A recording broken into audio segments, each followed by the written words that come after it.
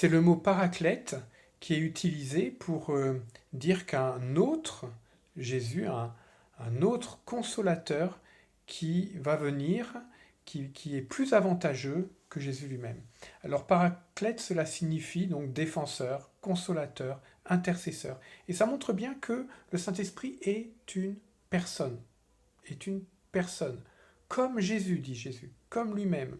Et d'ailleurs, il est noté qu'on peut attrister le Saint-Esprit. Dans Éphésiens 4:30, par exemple, il est noté qu'on peut l'attrister en ayant une conduite qui serait dissolue ou en faisant des choses qui seraient contre Dieu.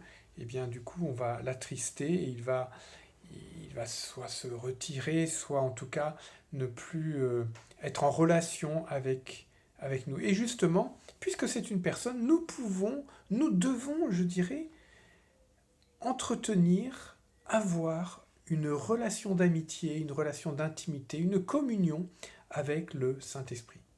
Plusieurs personnes en ont parlé comme, par exemple, étant comme un conjoint avec qui on est en face à face, en, en discussion, en osmose, en communion.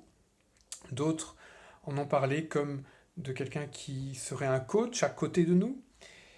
D'autres ont pu dire qu'on pu faire un parallèle d'une certaine façon avec le fait qu'une femme serait enceinte et habiterait la vie de quelqu'un à l'intérieur d'elle-même. Et bien de la même façon, nous habitons la vie du Saint-Esprit en nous.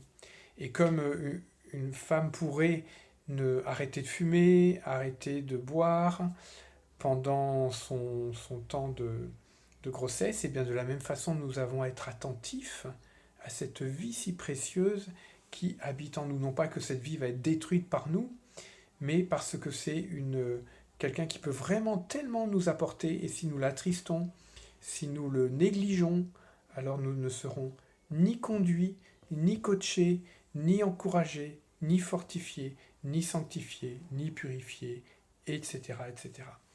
Donc, ce que nous pouvons nous poser comme question ce soir, c'est finalement, qui est le Saint-Esprit? Que peut-il faire dans nos vies? Comment vivre cette vie de communion, d'intimité avec lui?